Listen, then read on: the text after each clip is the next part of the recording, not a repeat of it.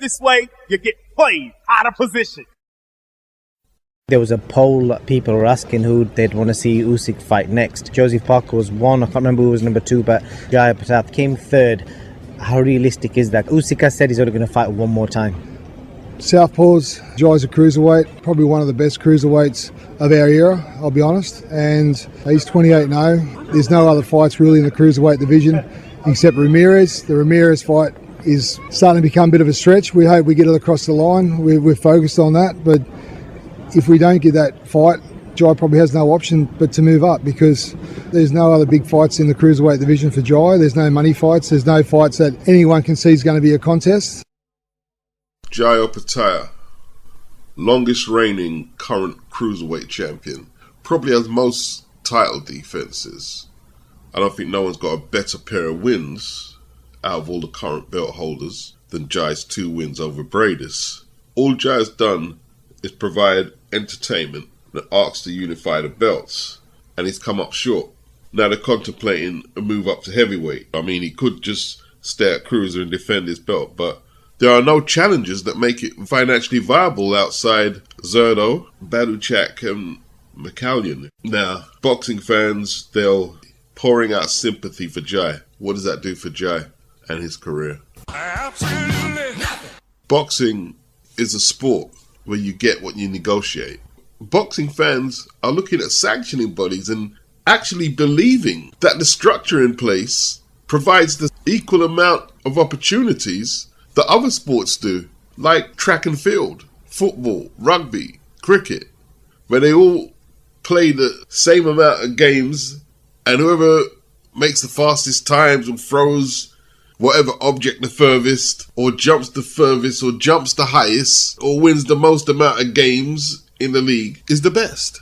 With guys like Jai Opetaia, he doesn't get to compete in the cup final, which would be the equivalent of him tying up the belts in boxing. And the sanctioning bodies are doing nothing to help him. They're not like telling ZURDO, yo, if you want to keep hold of our belt, you need to unify.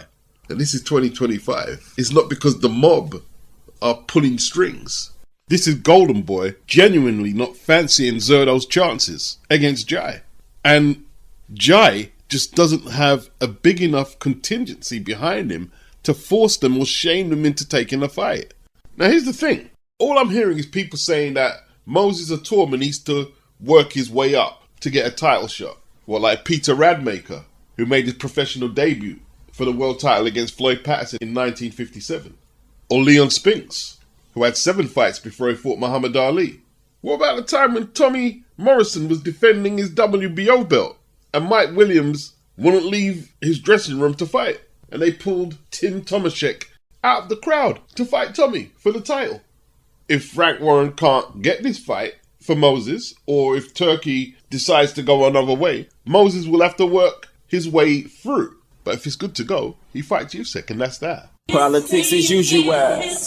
It's all political right now. I mean, it's how much political sway you have in the game. The WBO have mandated Joseph Parker to fight Alexander USYK. Now, there'll be a contingent who think USYK should fight his mandatory. And there'll be another sizable contingent who will say USYK has earned the right to fight who he wants, especially if this is going to be his last fight. The sanctioning bodies, why should Alexander USYK obey what they say he should do? They already stripped him from his undisputed status when he didn't lose that in the ring. Why should he listen to them? Why should Jake Paul listen to Mauricio Sulaiman saying you can't fight Gilberto Ramirez until you beat someone in the top 15? Why should he listen to them? Didn't Francis Ngannou fight Tyson Fury while he was the WBC champion? He wasn't even ranked. Okay, the title wasn't on the line.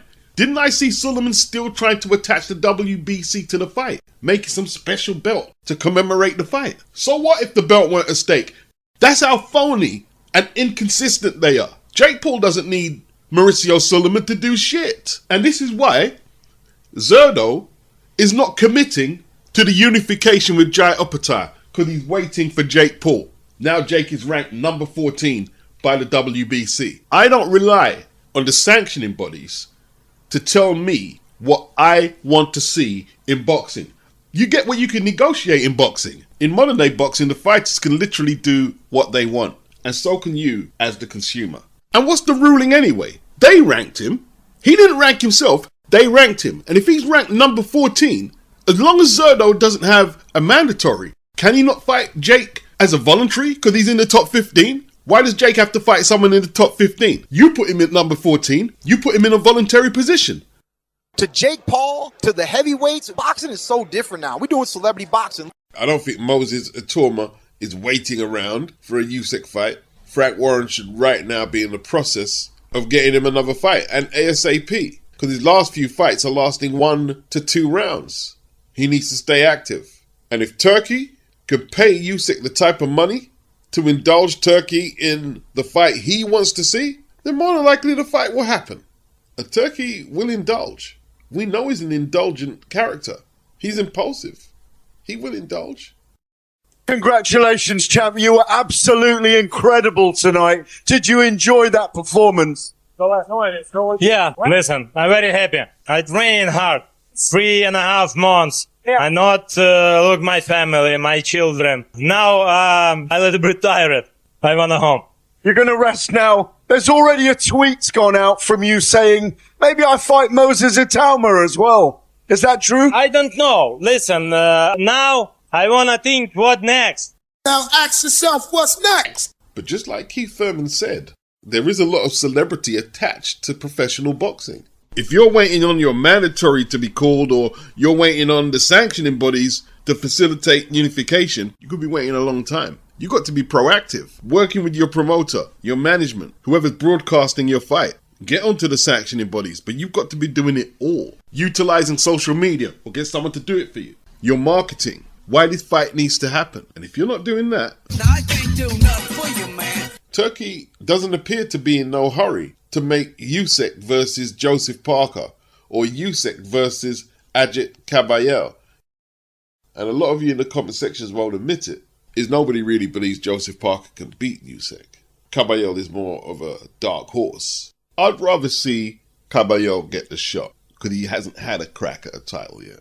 Both Kabayel and Parker attended the Wembley event gone. Now you see Parker on TalkSport, and he's more familiar with the media setup over here, so he got more media time than Kabayel did. No one knows Kabayel over here. When he fought Chisora, it was in Monaco. It wasn't in Britain. It's a hard sell. Frank Warren's promoting both of them. What's he going to do? Put Kabayel and USYK on at Wembley. He's not going to put it on in Germany, where Kabayel is based. Is there any German promoter who'll put the money up to stage that fight? I don't think so. The only person who could get Kabayel that direct shot is Turki Al-Sheikh. That's the realities of boxing. The finances to make the fight have to come from somewhere. Now, Turkey, after November, said he'll be getting rid of any Riyadh or Ring magazine events with pay-per-views attached to it on DAZN, which is great. But let's say it doesn't go on Riyadh season. For all you people who would be saying, Kabayel deserves a title shot, look at his run.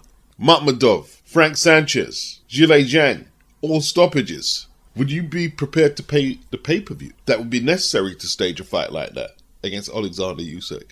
And we could argue what the bigger fight would be. USYK ITAUMA, USYK Kabayel, USYK Parker. The facts are, the person who can make these fights happen wants ITAUMA USYK. He wants that. And if he's enthusiastic about it, that's what he's going to do. And you also have to remember, Crawford, Canelo, and USYK are not signed up with no promoters. They roll with Turkey. And USYK has done great business with Turki Al-Sheikh. You already heard him in that clip with Gareth Davis. He tweeted he might be fighting Moses ITAUMA next. So there's a good chance he might prioritize what Turkey wants more than the WBO's mandatory. Wouldn't shock me at all. I wonder what I would do if I was in USYK's position. Who should I roll with? The dodgy sanctioning body or Turki Al-Sheikh? Really difficult choice. I don't think so. Moses ITAUMA is ranked number 6 with the IBF, number 2 with the WBA, number 10 with the WBC, number 1 with the WBO. He already qualifies for a mandatory. He's not in a dissimilar position to most fighters who are fighting for titles right now. What did they do to get their ranking? Who did they beat? You know, the whole idea that Moses has to work his way up and you're not scrutinizing a whole lot of other fighters, how they got their title shots from the lower weights up to heavyweight. Moses will be getting the title shot on the strength of the buzz he's created as a prospect. And if they can market him to the audience who will buy into that fight, he'll get the shot. Like I said, you get what you can negotiate. So if that fight isn't for any of the sanctioning belts, at the least it will be for the Ring Magazine belt. Because you know the promoters need to attach a belt to a fight to sell it these days. That's just how it is. Got to tart it up a little. Times Square, a couple of months ago, Ryan Garcia lost to Rolly Romero in a world title fight at 147. Ryan was coming off a PEDS violation. And in his fight before that, he quit against Tank Davis. And now he's talking about walking into this big bank breaker against Manny Pacquiao. And there's a good chance he'll get that. Manny will fancy that fight. You think Ryan is bothered about sanctioning bodies right now? No, Ryan is the prototype modern day boxer who is prepared to go on the celebrity circuit because it's too much hard work trying to fight the likes of Devin in a rematch at 147 or Brian Norman. And he's probably not going to be motivated to fight Barrios because it doesn't pay as much as a Manny Pacquiao fight. The game has changed. Ryan is the poster boy. Yeah, let me fight 46-year-old Manny in a celebrity fight. Let me take PEDS to try and get an advantage over my opponent. And you know what? Ryan has a fan base out there. You got to look out for your own interests as a boxer. If you have to go through a sanctioning body to get to the next level, e.g. rankings, a world title shot, fair enough. But once you work your way up to a certain level, the sanctioning bodies can no longer control your career. They can't. And the boxing fans have been the slowest to catch on to this. Politics as usual. Now, you go a few years back, even the fighters who were good at self-promoting had to be able to do a certain level of fighting. It wasn't enough just shouting and doing extracurricular things outside the four ropes. But in 2025, not a television broadcaster in America is covering boxing. It's all on the streaming apps. The technology has changed, and boxing is not only competing with all the content on social media and the internet, it's competing with different genres in boxing. The influencer market, even the women have consolidated and are attempting to put out consistent cards on Netflix. I'm noticing this bare knuckle boxing appear on a lot of the social media feeds. Looks like that's starting to gain legs. UFC might be going through its toughest period in terms of visibility and popularity, but it's still there, and it's just waiting for the makeover or that injection of life, however that comes about. Money, developing new stars. It's still there though. All these combat sports are competing for trending headlines in that social media vacuum. Back in the 90s, boxing had no competitors. Not in the UK. I remember them putting K2 kickboxing on Channel 4, but that was niche and I was into that. And then they took it off, and then as quickly as they took it off, I forgot about it. But it's important that I keep repeating the market is changing, and it's changing for the sanctioning bodies. And the boxing fans, let me repeat, are the slowest to understand this. It's changing for the fighters, the promoters, the consumers. The technology is changing, and it's rapid growth. I want to big up October Red. I'm looking at this story now. So a new bill has been passed through Congress via the Muhammad Ali Act, where you will be able to have these alternatives to the four sanctioning bodies, and they will be called UBOs. So a UBO is an organization who can put on and promote title fights. You can have your own ranking system, and they say this is not to compete with all the sanctioning bodies, it's an alternative. You will have to pay a minimum of $150 per round to every fighter on your card, which will stop the exploitation. And I'm going to use Britain for my example. The ticket deals that go on in small hall boxing are illegal. It's basically the practice where the promoter gives you a certain amount of tickets, and depending on how much you sell is how much you're going to get paid, because you've got to cover, for example, your opponent's purse, his trainer's cut. If they have to be flown in, the travel, accommodation and food has to be covered. It's illegal. And many fighters end up fighting for nothing because they're desperate to get on the card and try and get on in the game. But if they weren't doing ticket deals in the UK, the small hall boxing circuit will be hit hard. So if you become one of these UBOs, Unified Boxing Organizations, you cannot charge a sanctioning fee for the fighter to challenge for your titles, and you cannot charge the fighters to be ranked in your rating system. You have to provide compulsory testing for PEDS. you have to provide up to $25,000 to assist the fighter with hospital bills if they're injured. You also have to cover the fighters if they're injured whilst training on a UBO card. Ambulance cover. Now in the UK, if you don't have ambulance cover and provision for the paramedics to get in and out efficiently, your ass is going to court after the Michael Watson case.